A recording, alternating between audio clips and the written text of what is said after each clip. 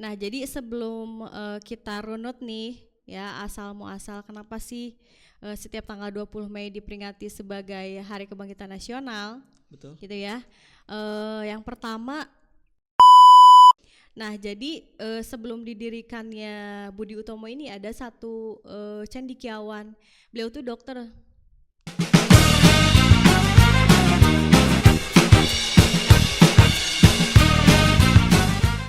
Assalamualaikum warahmatullahi wabarakatuh. Kembali lagi di podcast Suara Muda. Podcastnya anak santri yang santai tetapi tetap bikin mikir. Nah, gak kerasa nih, kita udah ada di penghujung bulan Mei. Bulan Mei ini bulan yang kayaknya paling spesial deh. Soalnya ada hari-hari besar yang kita peringati di bulan ini, kayak Hari Pendidikan Nasional, Hari Buku Nasional, dan lain-lain. Nah, yang baru aja lewat nih, ada namanya Hari Kebangkitan Nasional. Nah, walaupun Hari Kebangkitan Nasional ini udah lewat, tapi semangat kebangkitannya gak boleh kita lewatin. Nah, ngomongin Hari Kebangkitan Nasional, kita kedatangan narasumber seorang ustadzah yang bukan hanya aktif ngajar kita di kelas, tetapi juga edukasi di luar kelas. Nah, kita sambut Ustazah Harindi. Assalamualaikum Ustazah. Waalaikumsalam warahmatullahi wabarakatuh. Kabar baik Ustazah? Alhamdulillah baik. Gimana Rasyad? Alhamdulillah baik juga. Alhamdulillah, Masya Allah. Akhir-akhir ini ngajar di kelas atau ada kesibukan lain selain ngajar di kelas? Oke, pertama izin perkenalkan dulu ya. Oh iya, silakan. Nah, jadi saya panggil aja Bu Rindi ya, atau ya Bu Rindi aja kali ya. Bu Rindi aja, siap. Iya. Jadi saya di sini Rindi Alfiani diamanahi untuk mengampu mata pelajaran bahasa Indonesia di SMP Aklis 2 Purwakarta. Nah, Masya Allah, Alhamdulillah hari ini ketemu ya di podcast Suara Muda, Masya Allah, luar biasa sekali. Nah, kita langsung aja nih Zah, ngomongin Hari Kebangkitan Nasional. Nah, apa sih makna dari Hari Kebangkitan Nasional ini? Oke, jadi sebelumnya kita di sini sharing aja ya Bang ya. Iya. Sharing aja karena saya yakin kalau Bang Rosyad juga pasti sudah mengetahui sejarah ya terkait Harkitnas ini gitu ya. Iya. Dan memang Harkitnas ini juga sudah tidak asing lagi di telinga kita ya. Mulai dari kita waktu pas SD kita juga belajar tentang sejarah-sejarah. Ya, yang pasti ketika kita belajar sejarah ini satu hal yaitu kita bisa mengambil ibroh atau hikmah dari kejadian-kejadian masa lampau gitu ya Bang ya. Jadi Harkitnas ini sendiri jatuh pada tanggal berapa Bang? Tanggal 20 Mei. Ya, jadi kalau teman-teman tahu dan dapat tahu ya, jadi bahwa Harkitnas ini adalah Hari Kebangkitan Nasional. Jadi kita sharing aja ya Bang. Mudah-mudahan kita dalam podcast ini ada satu insight baru ya. Betul. Terkait Harkitnas ini sendiri. Gitu. Oke. Iya. Nah, emang tadi Ustazah ngomongin yang namanya ibroh dari suatu kejadian. Betul. Emang apa? Ada kejadian apa gitu di pada Hari Kebangkitan Nasional ini dan kenapa diperingatinya tanggal 20 Mei? Oke, gitu ya. Nah, jadi sebelum kita runut nih ya asal muasal kenapa sih setiap tanggal 20 Mei diperingati sebagai Hari Kebangkitan Nasional? Betul. Gitu ya. Yang pertama, teman-teman semua di sini harus dimaknai dulu sebagai apa nih gitu ya, Hari Kebangkitan Nasional itu momen apa? Ya, jadi saya ingin mengingatkan juga kalau Harkitnas ini adalah sebagai momen untuk meningkatkan kesadaran akan nasionalisme Bang. Gitu. Jadi wabil khusus di Aklis ini karena kita plural ya. Kita betul. Beragam nih. Nah, di santri Aklis ini juga di Aklis ini banyak sekali santri-santrinya yang memang dari berbagai daerah ya Bang. Betul. Betul. Jauh-jauh ada yang dari mana aja? Malaysia. Sumatera. Paling jauh Malaysia. Iya bukan? betul. Paling jauh dari Malaysia ya, Masya Allah. Dari Sumatera, dari Jawa, Sulawesi, Kalimantan semuanya ada di sini, bahkan dari Malaysia, yang mana kita sebetulnya sudah hidup dalam keberagaman itu, Bang. Jadi bagaimana caranya kita bisa memaknai Harkitas ini sebagai hari yang memang tujuannya adalah untuk membangkitkan rasa nasionalisme kita dan kebanggaan kita akan cinta tanah air gitu ya, Bang. Seperti itu. Iya. Nah, terus apalagi tadi alasan ya? Betul. Alasan kenapa di tanggal 20 Mei ini diperingati sebagai Hari Kebangkitan Nasional. ya betul, Hari Kebangkitan Nasional. Nah, karena pada saat itu, Bang, eh bangsa Indonesia ya untuk pertama kalinya mendirikan organisasi kepemudaan ya, organisasi modern pertama. Abang tahu nggak itu apa organisasinya? Budi Utomo. Iya benar, betul, Masya Allah. Oke, untuk sekedar informasi ya, kalau Bang Rosadi ini Iya. Bang Rosadi ini selain juara kelas juga ini ya, hafiz 30 juz ya, Masya Allah. Alhamdulillah, Zah. Wah teman-teman, kalau yang ingin bersekolah di Aklis jangan lupa ya. Ini nih ada sosok-sosok hafiz yang bisa dibanggakan di Aklis nih, Masya Allah. Nah Boleh, jadi boleh. kembali lagi ya. Iya. Jadi pada tanggal 20 Mei itu ada satu momen, yaitu didirikannya organisasi apa tadi? Budi Budi Utomo. Utomo. Betul. Jadi Budi Utomo ini lahir didirikan pada bulan Mei ya, tanggal 20 tepatnya tahun 1908, Bang. Gitu ya. Jadi pada saat itu di momen 20 Mei ini adalah dicetuskannya organisasi Budi Utomo yang memang disahkan juga oleh pemerintah kolonial Belanda. Gitu. Oh, jadi itu melalui proses yang sah ya, bukan kayak gerakan bawah tanah gitu. Iya, bukan. Iya, dengan proses yang sah. Makanya aneh kan ya? Karena pada saat prakemerdekaan, karena 1908 itu kan masih ada dalam prakemerdekaan ya. Betul. Jadi dari 1908 ke 1945 itu berapa tahun kayak jaraknya? 37 ya. 37 tahun itu waktu yang sangat panjang. sangat panjang, sangat lama ya. Nah, makanya dari itu kenapa alasan kok bisa pada saat kita masih dalam keadaan terjajah oleh kolonial Belanda, tapi kita bisa mendirikan secara resmi organisasi Budi Utomo. Nah, alasannya apa, Bang, kira-kira? Tahu nggak? Apa tuh? Nah, alasannya ya kalau tidak salah menurut buku Masya Allah ya, referensi yang Ustazah baca gitu ya. Yeah. Kalau pada saat itu, jadi kita masih ada dalam pemerintahan kolonial Belanda. Nah, pemerintah kolonial Belanda mengeluarkan kebijakan, Bang, yang namanya kebijakan politik etis atau politik balas budi.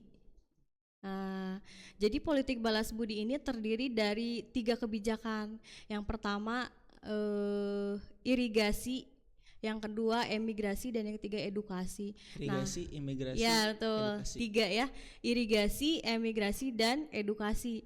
Nah, yang irigasi ini berhubungan dengan kebijakan pengairan yang berhubungan dengan pertanian. Yeah. Jadi pada saat itu kolonial Belanda yang dipimpin oleh Van de Venter namanya ya, pada saat itu ya. Ya, pemimpin pada saat itu ya, Van de Venter mengeluarkan kebijakan tentang politik balas budi ini, yaitu tentang irigasi, pengairan, emigrasi. Nah, kalau emigrasi ini masyarakat diperbolehkan untuk pindah tempat, misalkan dari desa ke kota gitu atau sebaliknya. Dan yang terakhir edukasi ini nih. Edukasi ini yaitu tentang apa, Bang? Pendidikan. Iya betul, tentang pendidikan. Nah, jadi ini yang menjadi modal dasar para cendekiawan Indonesia untuk bisa punya peluru gitu ya, dan mendirikan organisasi ini. Gitu. Jadi berawal dari sini nih, karena diberikan kelonggaran, akhirnya ini menjadi ladang ya, menjadi kesempatan besar untuk para cendekiawan bagaimana memikirkan supaya kita bisa keluar dari penjajahan tersebut gitu, Bang. Nah, peran dari organisasi Budi Utomo ini apa nih, Zah? Nah, itu dia. Perannya ya. perannya kalau menurut sejarah juga pada saat itu pemerintah Belanda kan menyetujui dengan adanya organisasi ini dan Ya. disepakati oleh pemerintah Belanda pada saat itu. Tapi ada catatan Bang, ada catatan bahwa si organisasi Budi Utomo ini tidak boleh sepak terjangnya tidak boleh ada di ranah politik. Jadi hanya boleh di pendidikan dan pengajaran saja. Gitu. Jadi di dalamnya tuh ada sosial, budaya. Jadi tidak boleh ikut campur soal politik. Gitu. Alasannya mungkin karena takut terganggu. Ya betul, alasannya ya takut terancam pada saat itu ya. Jadi pas itu pemerintah Belanda mendukung, tapi dengan syarat tidak boleh ada unsur politiknya. Dan pada saat itu Budi Utomo hanya bisa bergerak di sekitar Jawa Madura saja Bang pada saat itu ya. Itu karena keterbatasan dari pemerintah kolonialnya atau keterbatasan dari organisasi ini sendiri? Nah, pada saat itu salah satu tokoh ya yang memang sampai saat ini kita kenal, siapa kira-kira dari 3 serangkai Budi Utomo ini, Abang kenal nggak salah satu atau hafal nggak salah satu nama tokohnya, misalkan dokter siapa? Yang pasti itu Ki Hajar Dewantara. Ya betul, Ki Hajar Dewantara salah satunya itu. Nah jadi sebelum didirikannya Budi Utomo ini ada satu cendekiawan, beliau tuh dokter. Oh dokter. Ya beliau tuh dokter, jadi pas kebijakan edukasi ini dikeluarkan, nah beliau namanya Dr. Wahidin Sudirohusodo. Dokter Wahidin Sudirohusodo. Pasti ingat lah, dulu kita waktu SD belajar ini ya, masih ingat saja. Jadi Dr. Wahidin Sudirohusodo ini adalah pencetus. Jadi pas dikeluarkan ya kebijakan edukasi, ya pas dikeluarkannya kebijakan edukasi ini, nah Dr. Wahidin Sudirohusodo ini menulis surat kabar Bang.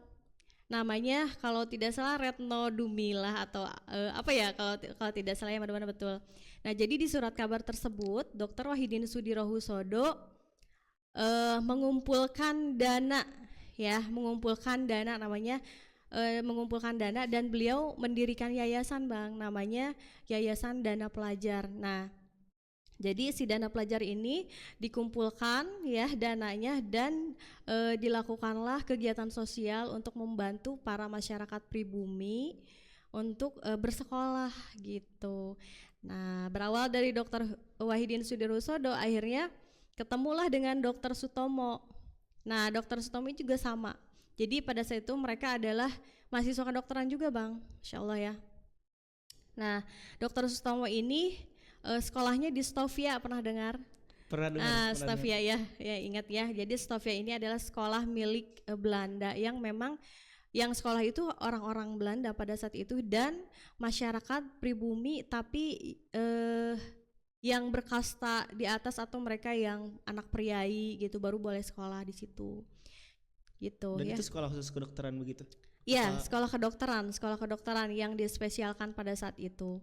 Nah, jadi Dr. Sutomo ini ketemulah dengan Dr. Wahidin Sudirohusodo. Terus ketemu lagi sama, ingat nggak Douwes Dekker satu lagi? Iya. Nah, ada yang unik ya. Nah, dari 3 serangkai ini Douwes Dekker ini juga sama.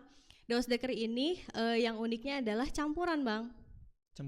Campuran antara pribumi dan Indonesia. Pribumi dan Belanda. Ya Belanda betul. Tahu kan ininya fotonya pernah lah kita melihat di jajaran pahlawan nasional. Yeah. Nah Douwes Dekker ini juga salah satu pahlawan nasional meskipun beliau campuran, tapi karena pada saat itu situasi di Indonesia banyak ketimpangan gitu ya, banyak hal-hal yang memang berasa tidak adil dan lain sebagainya. Akhirnya Douwes Dekker juga ikut nih menjadi perumus dan pencetus Budi Utomo ini. Nah pada saat itu Budi Utomo ini diketuai oleh Dr. Sutomo itu. Jadi namanya bukan Dr. Budi Utomo ya, bukan. Oh, iya. Jadi namanya Dr. Sutomo. Nah jadi Dr. Sutomo ini adalah sebagai ketua Budi Utomo pada saat itu. Seperti itu, kayak gitu Bang, kurang lebih lah. Mudah-mudahan tidak salah. Iya, insya Allah nggak salah Pak. Nah, kita udah ngobrol lumayan panjang nih Zah Iya tentang betul. organisasi Budi Utama ini. Nah, refleksi yang bisa kita ambil untuk hari ini dan untuk para Iya. pemuda Indonesia hari ini. Iya, betul, Masya Allah ya. Refleksinya yang pasti kita patut bersyukur ya Bang, Masya Allah. Alhamdulillah. Suatu berkah, suatu kenikmatan yang sangat besar kita terlahir di negara yang memang potensinya besar gitu ya. Alhamdulillah banget ya. Terus ada dalam situasi keamanan yang sangat baik begitu ya. Bisa kita bayangkan ya saudara-saudara kita yang pada hari ini sampai saat ini tidak bisa berkegiatan atau beraktivitas secara normal seperti kita ya.